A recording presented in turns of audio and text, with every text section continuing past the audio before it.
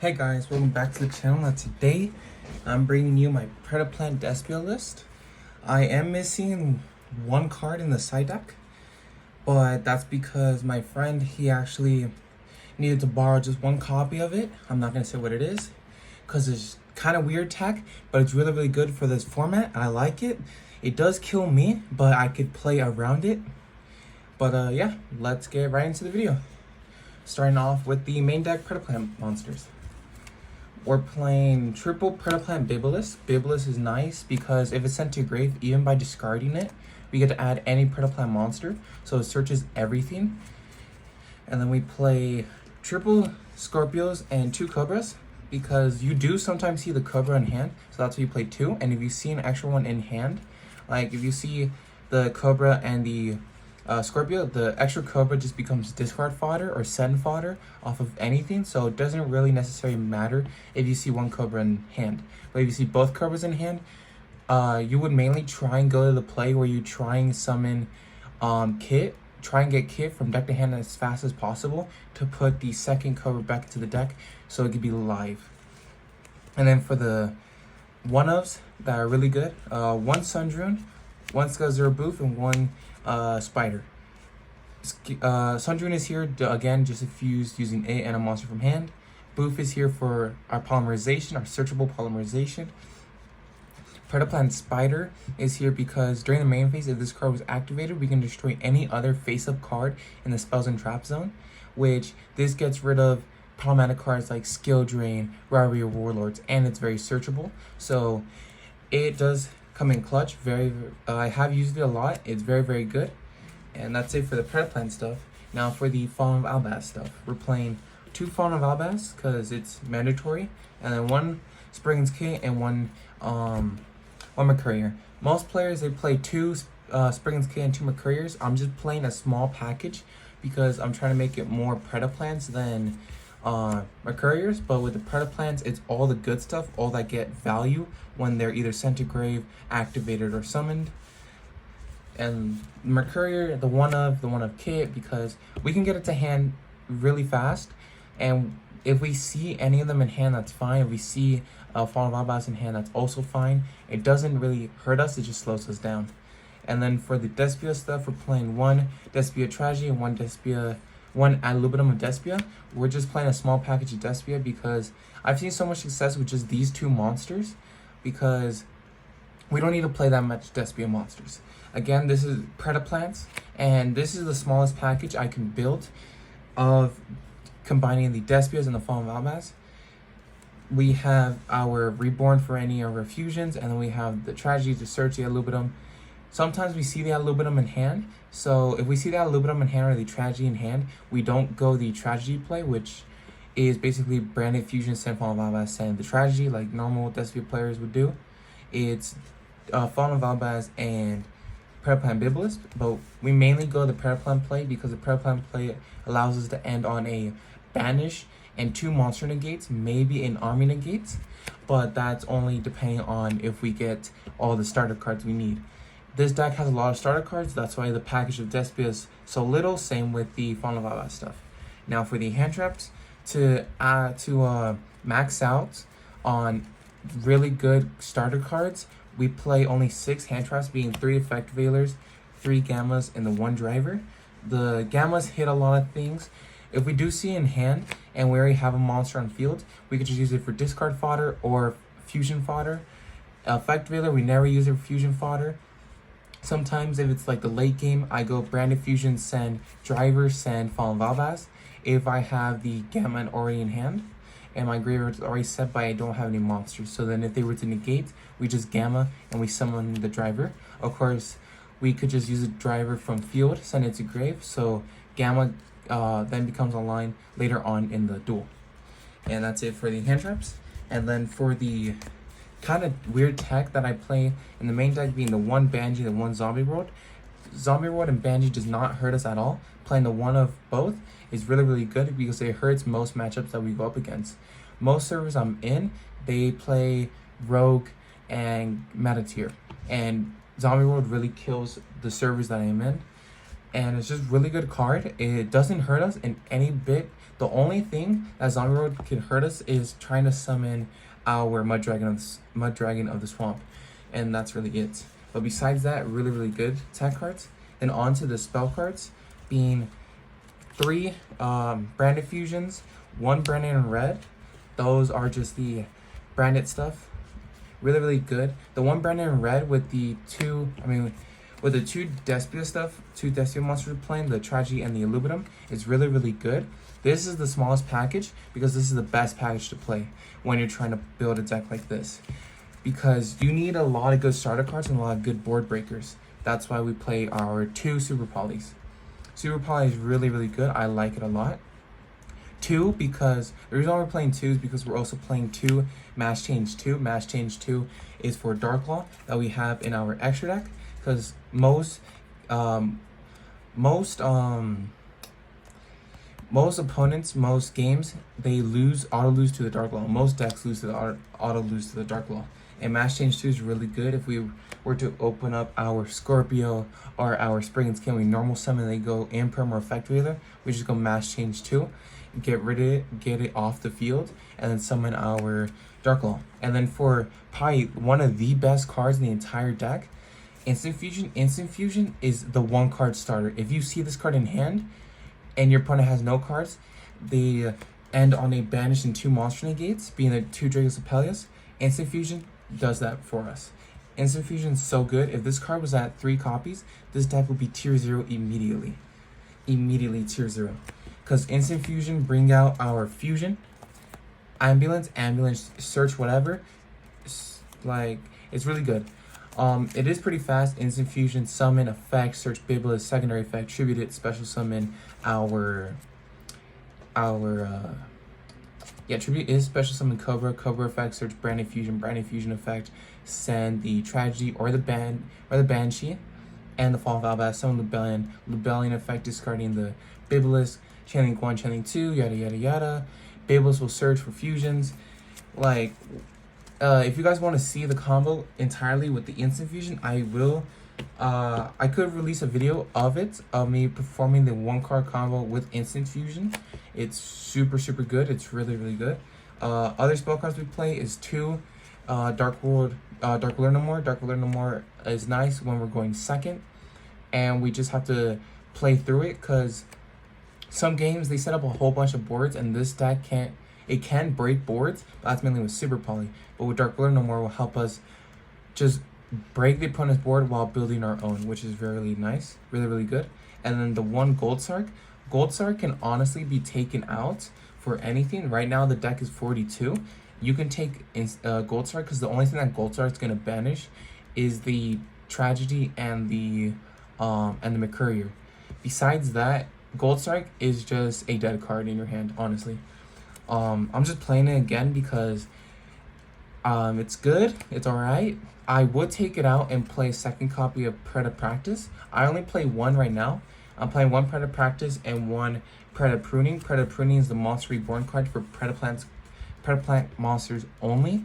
Practice, it's good, but it's good to an extent, because we're not playing that many Predaplant monsters. If we do see this in hand with a Predaplant monster, this is our starter card, which can get us into the Instant Fusion, which Instant Fusion can get us into our full combo. Gold Sark can also be switched out for another second copy of Practice, which I would honestly do, but I have seen a lot of success with just the Gold Sark, even though most of the success is just me discarding it off of discard fodder. And for the last spell being Call By. Call By is good. I don't really have to say why. It just helps us play through hand traps. And then for our trap being the only branded Banishment. Branded Banishment is good because it's our Super Poly Monster Reborn for anything that we have to get back from the graveyard, which is really nice. I like it a lot. But yeah. Now moving on to the extra deck. Now the extra deck, it's pretty good. I like it personally. It's not half bad, is what I'm saying. It could work to an extent, but let me just get into it. Playing one Mud Dragon of the Swamp. Mud Dragon of the Swamp, no one expects it this format. It's just that good. Mud Dragon of the Swamp, because it says 2 monsters with the same attribute but different types, which is very, very common. But if Mud Dragon of the Swamp said 2 monsters with the same type and different attributes, that would be broken. And then we're playing our 1 Mass Change Dark Law. Dark Law is insane because we can randomly banish 1 from the opponent's main deck, and anything were to be sent to grave is banished instead, only for the opponent, which is nice. Then we're playing 1 Predaplant Ambulance. I see most players playing 2 or 3. I'm only playing 1 because if we go with the instant fusion route and we summon the ambulance, and the opponent were to negate the effect and destroy it, we get to bring it back from the grave off of the Preda pruning. And just the 1, because if we don't see the instant fusion, which is limited to 1 copy, we could just fusion summon it in general and just summon it out. And if we're going up against a mirror match, even better for Super Poly. Then we're playing 1 Starry Venom Fusion Dragon. Starry Venom is really good because it's our fusion target, Super Poly fusion monster target. And then our other one being our Starry Venom Predapower Fusion Dragon. Our Army Negate plus our Reborn for any Dark Monster in grave, which again can reborn the ambulance if we need to reborn it, or even reborn our Mass Change Dark Law. Oh, no, never mind. It says must be special summoned by a Mass Change card. My bad. And then we're playing 2 Predaplant Dragosupelia. Dragosupelia, again, is just... we summon this all the time just to negate monster effects, because now, for this format, if you negate the right monster, the opponent's turn ends completely. And then for our other monsters being the Gloomy Dragon and then Spring's Iron Dash Dragon, we don't really summon these. We mainly summon to grave. The only one that I have summoned most of the time is Gloomy. I've summoned Gloomy more than Iron Dash because Gloomy basically protects my monsters from being targeted and it cannot be destroyed by battle. Also, I can use Fallen Valbaz in any level 8 or higher monster, which is really good, which I have done before to get rid of problematic cards like Dragoon. When I go normal summon Fallen Valbaz effect, discarding whatever, and they go Dragoon or something to negate, like even DPE, I just go Super Poly, use DPE, summon Gloomy. Or even summon Iron Dash, because Iron Dash is for monster special summon in the same turn. They're playing 2 Albion. Albion is just our searcher for branded spells and traps. But like I said, we mainly send the Iron Dash and the Gloomy over the Albion. The only time we send the Albion is just when we're going the branded play. Then we're playing 2 Libellions. I honestly have been thinking on just playing 1 Libellion, but 2 Libellion's good because if it gets effective, we still have the other one extra deck. And then we're playing 2 Mirror Jades. Honestly, the Mirror Jades, you could play 1, that is totally fine. And you could swap out 1 of the Mirror Jades for a second copy of Ambulance. I just prefer playing this version of the extra deck. This is the most success I've seen. And I'm going to be playing the most success I've seen for either the extra deck or main deck. Now moving on to the side deck. Side deck is universal. This side deck kills meta and rogue entirely. We're playing triple Lancia and then triple Dinkaseka. This is not the card that everyone doesn't expect. It is one of the cards that no one expects because we don't need our normal summon. We do not need our normal summon for the Predaplant Despia deck. We could just normal summon Dinkaseka and that's it. I've gone up against a Aqua player where they're playing the new support from Legacy of the Duelist, the water stuff, and they have had a full set of background. I just normal summon Dinkaseka, and he just literally rage quit, which is hilarious. Now for the card that no one actually never expects me to play is Deck Lockdown. Deck Lockdown is really good. Says neither player can add cards from their deck to their hand except by drawing them. Monsters cannot be special summoned from the main deck. Destroy this card during your second standby phase. This card right here is supposed to be a second copy of Deck Lockdown. One of my friends is borrowing it off of me. I don't know when he's going to give it to me, but it's really, really good, Deck Lockdown. I'm only playing 2 because this can hurt me. If I do see this in hand and I have full combo, I'm going to full combo first, and then the last thing I'm going to activate is Deck Lockdown. So when I pass the turn, the opponent won't be able to play the game at all. While I have my my 2 monster negates and the banish, which is mainly it, being the two monster negates being the Despia and the banish being the Mirror Jade, which is really nice. I have successfully won multiple games with deck lockdown because the opponent just realizes, oh damn, I'm playing a whole bunch of searchers and my entire hand is only searcher stuff. So deck lockdown is good. It's like a budget version of Ash Blossom, and it lasts longer, but it also kills you, which is fine because we can play around the deck lockdown. We don't have to search our deck all the time. But if we do slap, but you never want to activate it straight off the bat. The only time you activate it straight off the bat is if you can play around the deck lockdown, and if the opponent is going to try and search during your turn, especially during the main deck during your turn. And then off to the traps being triple dimensional barrier. Dimensional barrier is really nice because it hits everything, especially meta right now, and also the mirror match. Then triple 3 deck 1v1, 3 deck 1v1 hurts a lot of decks.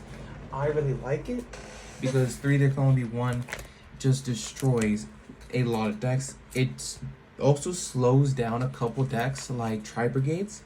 It slows them down, doesn't stop them entirely, but another tech card that I've been considering on playing, I've been considering on taking out the 3 deck 1v1 and playing 3 Rivalry Warlords, because Rivalry Warlords, it does kills us for sure, but it also stops the mirror match and also stops Tri Brigade and whatever road deck they play, and then the last trap being Red Reboot.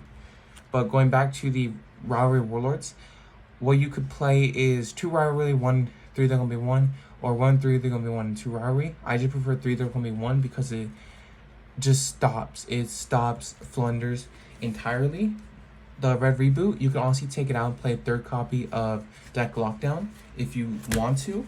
But again, Deck Lockdown doesn't necessarily kill the Predaplant Despia deck, it just slows it down. Because with the Predaplants, it helps the Despias play around the Deck Lockdown.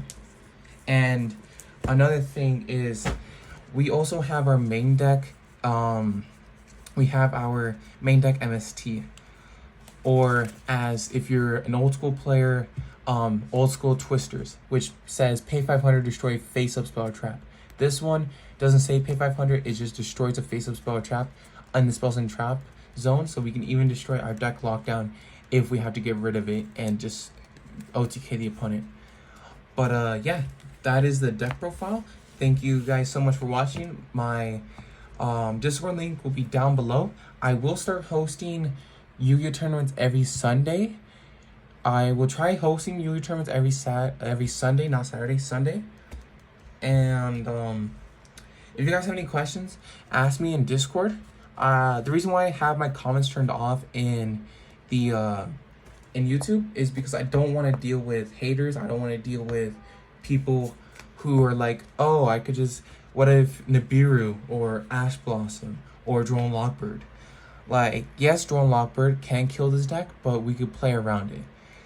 Hand traps that with this deck, you can play around Nibiru, you can play around Ash Blossom, Ghost Ogre, Effect Veiler, Imperm. I've even been able to play through those 5 hand traps and still end on a decent board of Mirror Jade, Branded Banishments, and Draco Suppelia, which is really nice, really insane. If my server does reach 100 members, I am doing a prizing of one Majesty card. I don't really remember the name. That's for 1st place, 2nd place for 2 Dark Lunar No Mores, and then 3rd place being 2 Pod Desires. I know the pricing isn't that much, but again, it's just gonna be 100 members. We're so close. I think my server is at 71 or 72. But yeah, thank you for watching. I hope you have seen good success with this deck as I have. And yeah, catch you guys later.